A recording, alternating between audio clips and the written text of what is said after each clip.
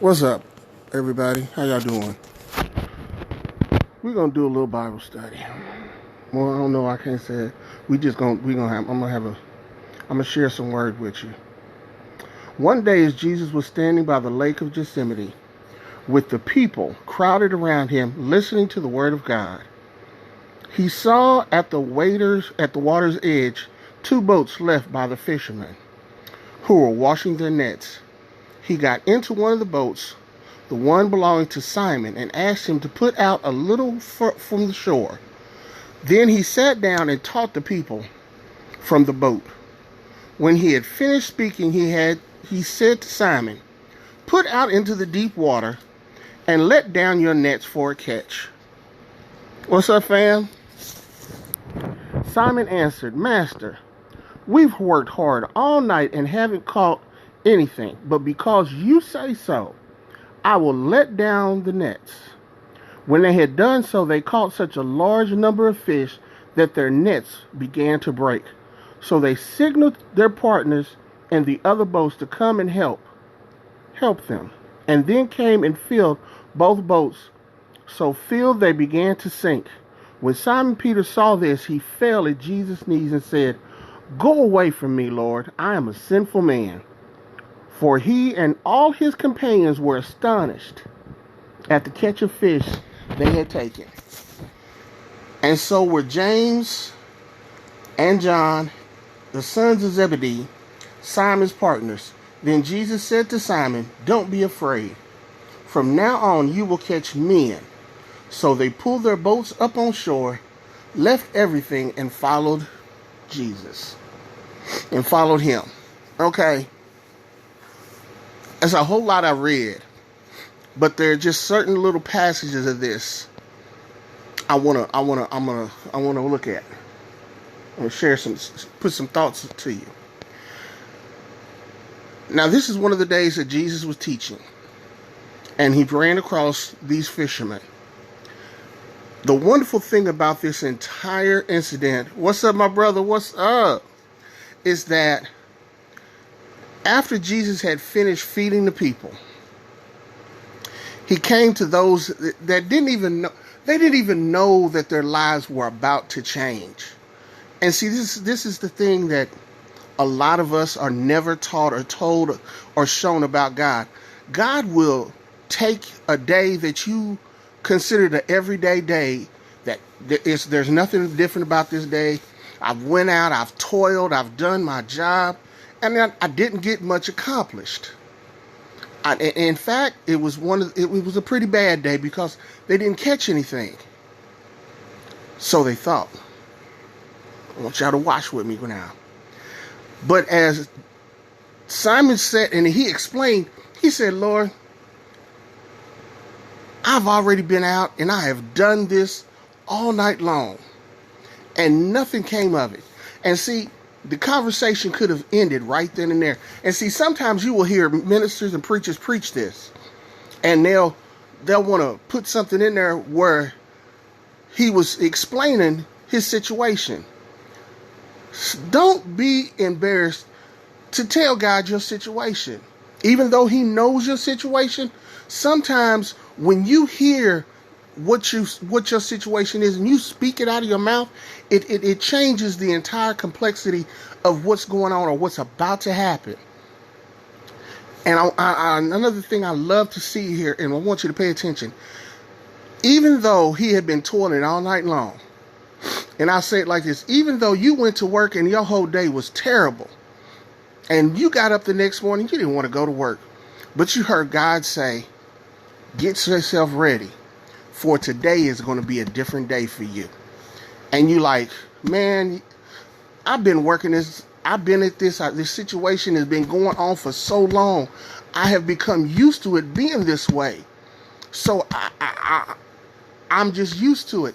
But at your word, just because you told me, God, that to do this thing, just because you told me to go to this place, just because you told me to go be here, I'm going to go ahead and do it." And at the word and obedience and the trust that he trusted in the word that Jesus had gave him right then, he did what was asked of him. Sometimes We can have days, weeks, months where it seems like everything is just going just terrible. And we'll get to places where we don't want to get up the next morning, where we don't want to take another step. We don't want to take another breath. We don't make another move because the pain and everything that we've been going through up until this point has told us that why are you still trying? Nothing is going to change for you. What is what is, and there will be nothing any different. So why don't you just stop? Quit. But the beautiful thing is this: when you belong to God, God will allow you to realize that it's not in your power that these things are going to change.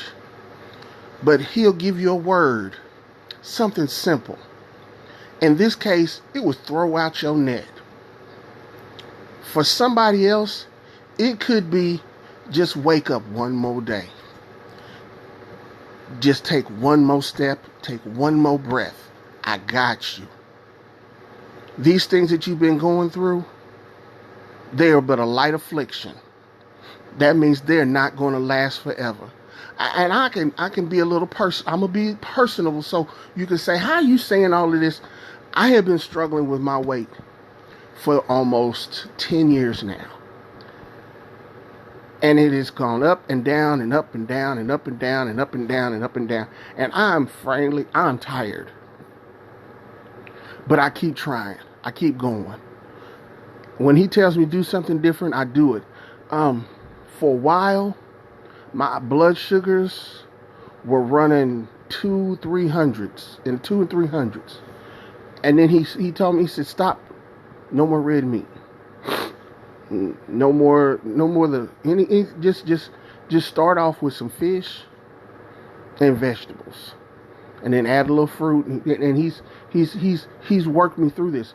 My sugar has gone from so high that I probably should be dead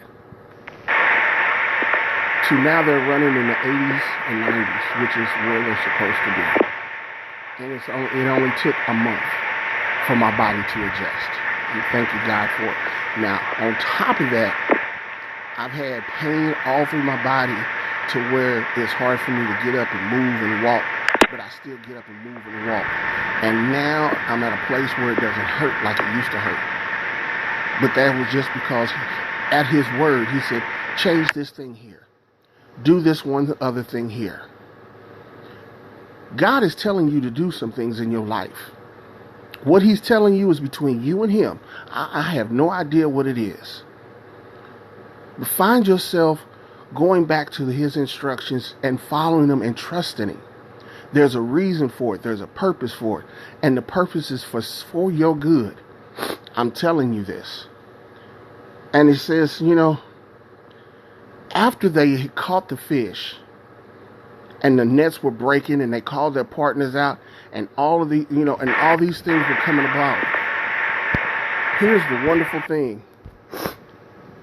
It says, and I had to do it like this. It says, when Simon Peter saw this, that the boats were full, that the very same places that they had went back to and had been fishing and couldn't catch nothing. Here all of a sudden, when Simon Peter saw this, he fell at Jesus' knees and said, "Go away from me, Lord, for I am a sinful man." Sometimes, you know your true self, but you try to be as good as you can be.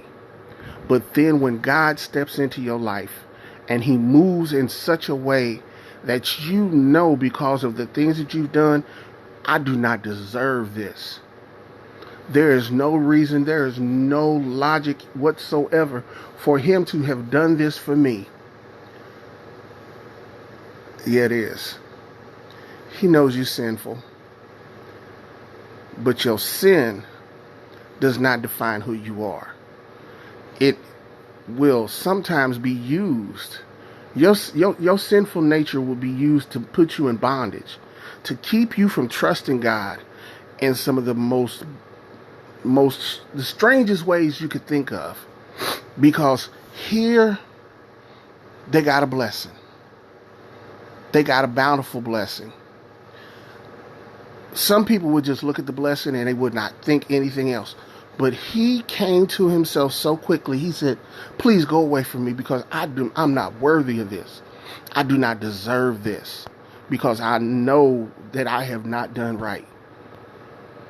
Jesus was just fine. He says, don't worry about that. I know.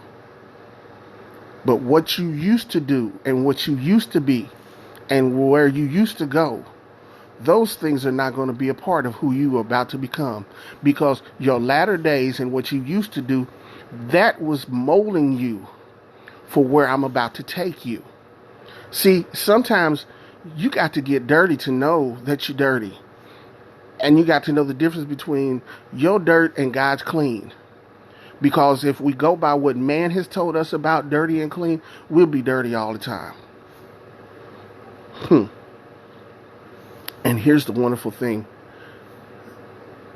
And I'm just saying it's wonderful for me. I can only just do this. As they brought the boats in with this marvelous catch for not just him and his partners, but for all of those that are going to benefit from this. See, sometimes your blessing, your windfall, is not for just you. You can have a part of the windfall, but all of that windfall is not for you to stick in your pocket. There are other people that are hungry too. There are other people that need a word of encouragement. So when God blesses you with some words of encouragement, share those words. Share a moment of your time with somebody that needs it. Don't just hoard it. And then Jesus told him what his new job at fisherman was, what fishing he was going to be doing. So you're still going to be fishing, but you're not going to be fishing in the water. You're going to be fishing out here in this vast, vast area. He says you'll be fishers of men. Now, I'm going to kind of slide away from this for a second. There's so many of my friends that have been going through. They have been struggling with different things. They have had heartache. They have had pain. They've had everything imaginable thrown at them. And they have felt like not getting up the next day. They're like, look, Lord, I know you are who you are, and I know you can do what you do, but I'm just not feeling it right now. Right this very moment, what's going on in my life is the worst thing that I've ever experienced right now. But Lord, I'm going to trust you in spite of the fact that I don't see anything coming over the horizon. At your word, I'm going to keep trusting you. I'm telling y'all right now, things are hard, and I can't even imagine what you're going through. And I'm not going to pretend to know that I know what you're going through. But God has sent you encouragement, and He's sent you a word. Only you know what that word is. So I'm telling you right now, just as these fish came in for these people and blessed them and fed them and kept them going, God is sending a harvest for you. God is sending a blessing, an overflow of a blessing for you and your entire household. I love y'all. Hold on to what God is telling you and what He's promised you. At His word, your life is going to get better. At His word, things are going to change for you. I love y'all. I'm going to holler at you again. Peace.